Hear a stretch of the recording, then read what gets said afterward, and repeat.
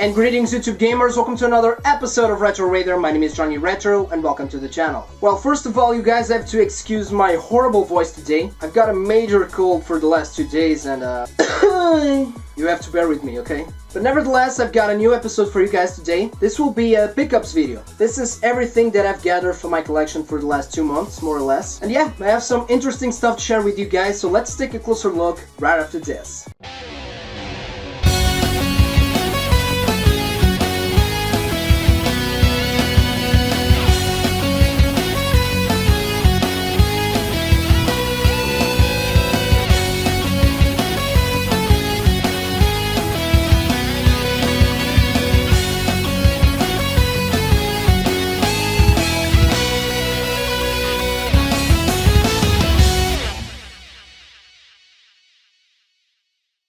Okay, so let's start with a little curiosity here.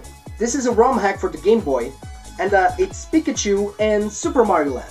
Now, I'm a big sucker for ROM hacks and stuff like that. Usually these type of ROM hacks, are kind of cheesy and lame, but this is actually a very solid game, and I'm a big fan of Super Mario and also a big fan of Pokemon. I actually did a review of this game, and if you guys are interested, I will leave the link of that video on the description box below. Okay, still on Nintendo, let's jump into the NES. First of all, I've got 2 hidden gems for the system, Pirates and the Mutant Virus. I'm not going into full detail on these two because I'm actually planning to do a video talking about these games. So just stay tuned for that. And the third one, this is actually a classic NES game that I was missing in my collection, and that game is Battletoads. A total classic on the system, and I've actually played Battletoads, but it was not this game. It was actually the Mega Drive one. I don't recall the exact name of the game, but I think it was Battletoads and Double Dragon, I think. But this is the first one, a classic that I was missing, and it was actually the first time that I've played this game, and this game is hard. I love beat 'em up games. I think that I'm actually pretty good at them, but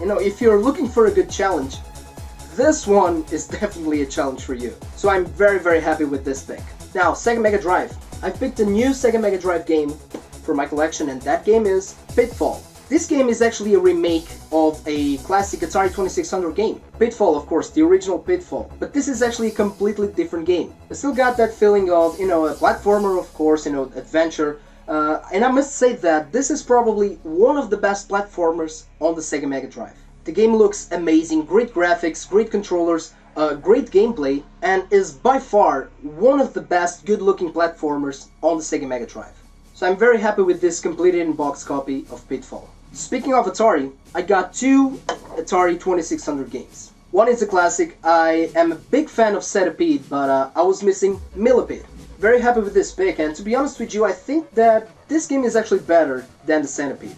And the second one, I would say that this is probably a hidden gem on the 2600, Planet Patrol. And this cartridge has definitely seen better days. The label is intact, but it's a little bit dirty, but I'm okay with that.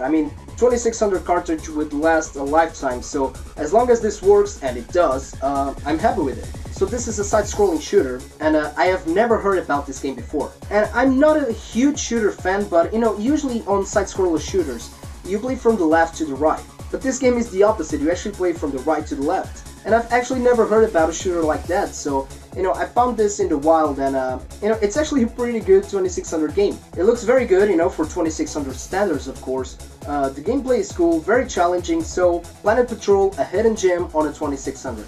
Now, I got a new PlayStation 4 game, and by new, this game is actually a remastered version of a very famous game, of course. I got Final Fantasy XII, The Zodiac Age. Now, this game, I've never played the original one. I actually have a friend that, he got the game the week it was released for the PS2. So he invited me to his place to check out the game, and I remember at the time that I didn't like the game very much. I think that the main issue for me was actually the battle system. And I still haven't tried this one. I'm actually finishing another game, and usually when it comes to big RPGs, I really like to play them in one go. Not technically in one go, but when it comes to big RPGs, I really like to focus on the game. So I'm just waiting for the right time to give it a shot to this one. This is actually the limited steelbook edition, and look at this. The artwork in this is just amazing.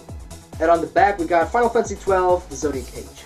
And of course there are a lot of different opinions about this game, but I think that, there are different opinions about any game, especially Final Fantasy. I mean, which one is better? Is Final Fantasy 1? Is Final Fantasy 7? Is Final Fantasy 10? Except this one, okay? This game sucks. This game doesn't exist. I don't have it on my collection. This is a mirage. This is a myth. I hate Final Fantasy 13. And I really don't care because, some people have said that this game is actually a very good one, so, I'm very happy to give it a try to this one. Now, for the last picks, I got a bunch of ZX Spectrum games. Now, probably the best picks that I got for the last couple of months are these two little games right here. These are two sealed, mint-in-box ZX Spectrum games. First one, we got the classic Barbarian, and then we have Obliterator. Two amazing games for the ZX Spectrum, and let me tell you this, I'm usually not the type of guy that collects sealed games, because I consider myself a gamer before a collector, so I like to play with my games. But ZX Spectrum is that system where I actually used emulation on the original hardware to play the games. Because, these games, the information on these games are in cassette tapes. And as you all know, cassette tapes will eventually run out. So the reason why I have these two games is actually, first of all, I have copies of these, and this for me, it's more into preservation, it's more for the preservation side of it. So I must say that, it's a little bit cheesy, but it's actually an honor for me to get these games and being able to preserve them during the years. Because, the ZX Spectrum is actually my favorite retro computer, so I'm more than happy to have these in my collection.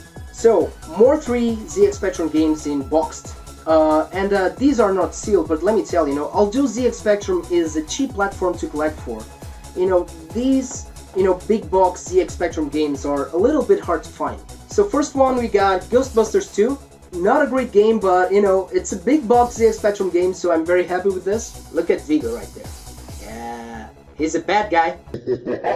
Then we got this compilation right here, Mind Stretchers. So here you have 3 classic board games for the ZX Spectrum, so we got Scrabble, Monopoly, and Cluedo. And speaking of Cluedo, here it is, Cluedo for the ZX Spectrum. Now, I don't know if I'm pronouncing this right. I mean, in Portugal we say Cluedo. I mean, that's how we say it, Cluedo.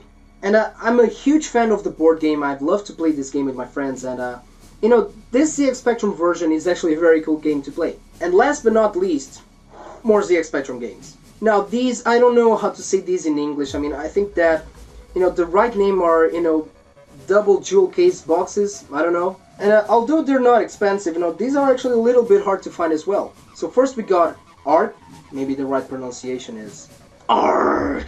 I've heard about this game before, and I think that, it was on the Atari ST. It's obviously, a better port than this one, but, cool game for the ZX Spectrum. Then we got Doc the Destroyer. I have never heard about this game, actually, and it turns out that it is actually a very cool game for the Spectrum. We've got the classic Marble Madness, another classic right here, New York Warriors, and last but not least, Sector 90.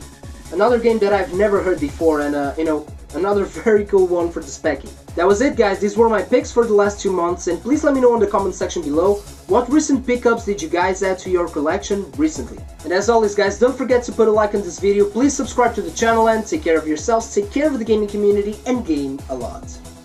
Now I'm going to fix this cold.